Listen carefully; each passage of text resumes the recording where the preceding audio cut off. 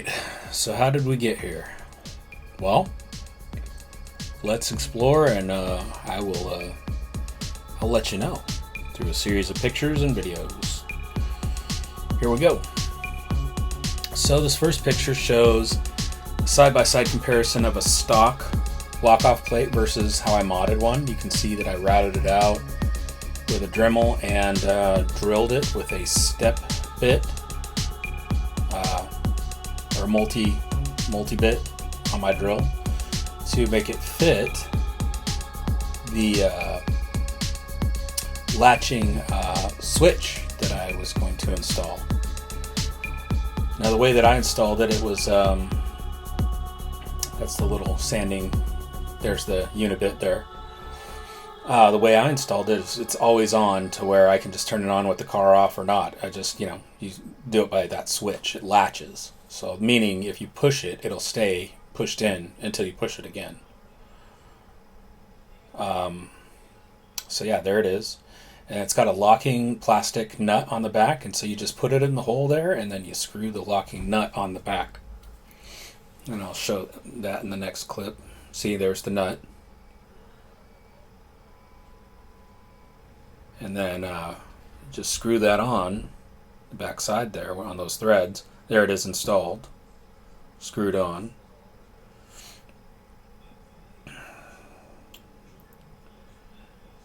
And then, so there it is again. I put a little dab of super glue on the threads there so it wouldn't come apart. Probably wouldn't have anyway, but just different, little slightly different angles. So there's the front view of it. They're actually a sharp little switch there. I think I got those off of eBay. I'm not really sure where. So there it is, all wired up. I soldered it, as you can see. Put some heat shrink over it. Looks real nice. I hate soldering. That's one of my weaknesses. But I mean, I did decent. As you can see, I cheated because I got a really nice soldering iron. So set myself up for success, even though I hate doing it. Here's several shots of that so you can really see. But yeah. There's the front of it again. So yep, just a sharp looking unit. Alright, so this next little snippets of videos is going to be me explaining. We jump ahead to me actually installing this at my mom's house because that's where all my tools and my jack and stuff are. So that's what we took a little trip down there to Mama Ree and Papa Smurf's house and installed it. And this is me explaining the what you got to do when you buy a new Harbor Freight jack, because they don't come fully loaded with hydraulic oil like they should. All right, so we're about to do some things to the Honda today. And first we got to get these jacks ready because when you get them from Harbor Freight, they suck. They're not full of hydraulic fluid. You actually have to fill them yourself. And you'll see they come like this. They got these little screws on the side. We've already removed those. I couldn't get this fourth one out, but thankfully I could just twist it up. Then you have this little plug. I don't know if you can see it. There you go. That goes right here. And you just take that out with a standard. These screws on the side are Phillips, so that's fun.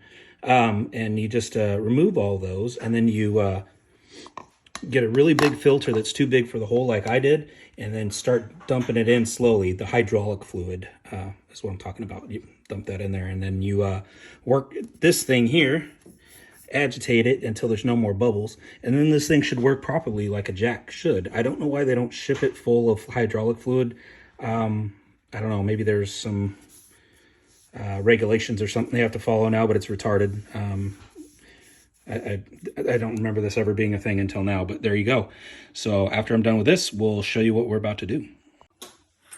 So maybe I'm doing this wrong, but the last one we filled up, made a big old mess, and this little plug here was a standard, but as you can see on this one, exact same model, it's a Phillips. So it matches the screws here, but it's a smaller opening than the other one as well. So that we're gonna have even more fun filling this one up. But yeah, if you ever buy one of these jacks, just expect the unexpected.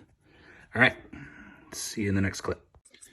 Okay guys, apparently I'm retarded, and not this plug, This plug is the one you want to take out. It is a little bigger, as you can see, and apparently that's the fill plug. So we're going to try that, see if it makes a difference, because it was acting retarded after I tried to fill that one up because I was retarded. So let's try not to be retarded and see if we can make this work proper. All right.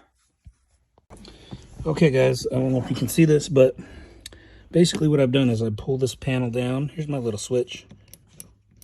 Never mind this guy, he's temporary, but my little latching switch to turn the power on and off for the Underglow.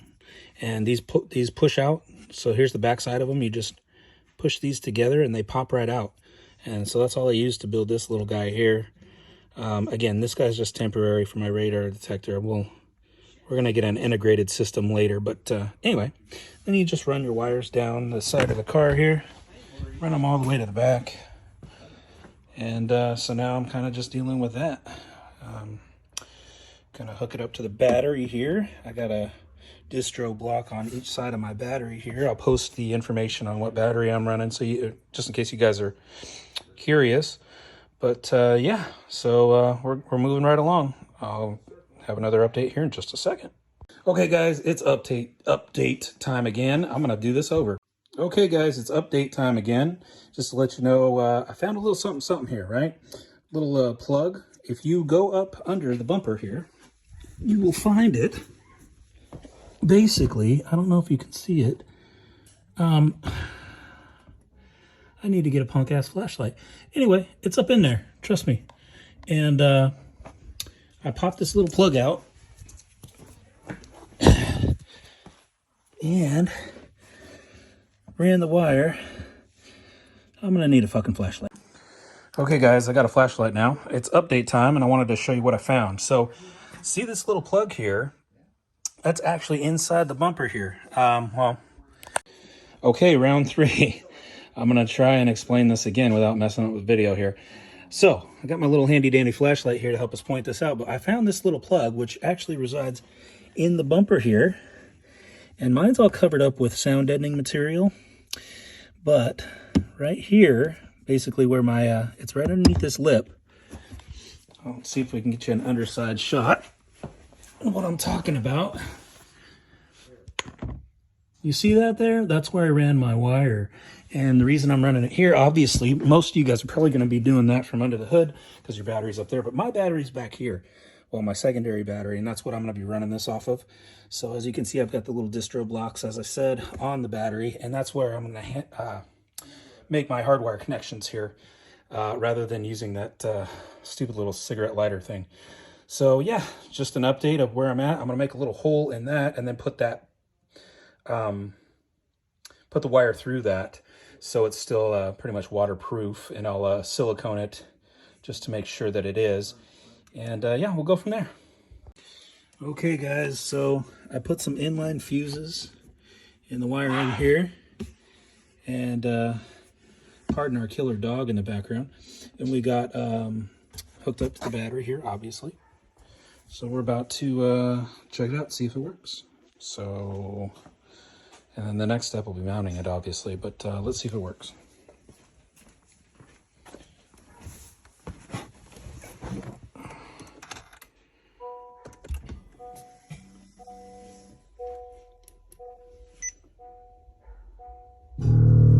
Okay, guys, finally wrapping up the install here. I'm going to show you a little bit about what I did.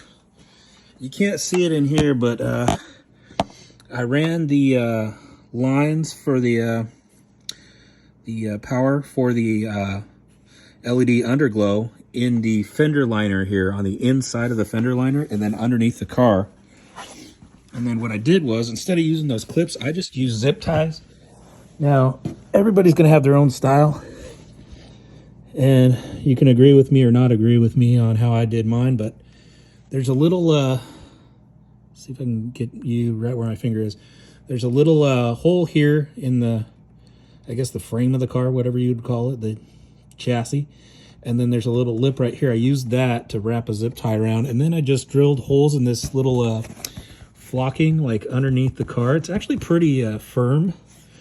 And so I just, every, 6-8 inches, drilled a hole and then just kind of, you know, like stitches, I stitched all the zip ties all the way up to the front. One thing, so this thing's bagged obviously, and I do ride low sometimes, so I want to show you one thing you want to pay attention to if you're lowered. Let's see if I can get us under here. Sorry, this is so shaky. I don't have my gimbal with me right now, but you'll see I turned the camera off like a dumbass, and now we're back. But anyway, I just kind of ran the lines along there. Now this is kind of a key area. You see, I've smacked here a couple of times, hitting bumps on the freeway and whatnot. And on this side, I already had everything ran, and I redid this side just to kind of clear that. On this side, you'll see I nicely tucked it in. I'm probably going to redo this again, but I really don't feel like doing it right now. It's good enough for now, and it's out of the way. But yeah, you want to get a little bit above that frame, if you will. Otherwise, you could rip your wires off, and all that hard work that you did to install this is for nothing. Not to mention ruining that your product. So here, I don't know if you can see where my finger is. This is all plastic right here, So I just kind of went along this edge and routed the wires through here. You can probably see it right there, all the way to the front here. And there's a channel in the bumper here, well, whatever you want to call it, skid plate underneath the bumper. And I just kind of ran them both along that channel. So it keeps it nice and hidden, you know, because this bodywork here, it kind of has like an upward slope. And so, I mean, really the idea is to see the glow, not the lights themselves. So I kind of want to keep them hidden as possible. So they're kind of just tucked away in this channel. And that's really what I did. So hopefully you like this video, and if you have any questions, comments, whatever, yeah, hit me up. All right, thanks.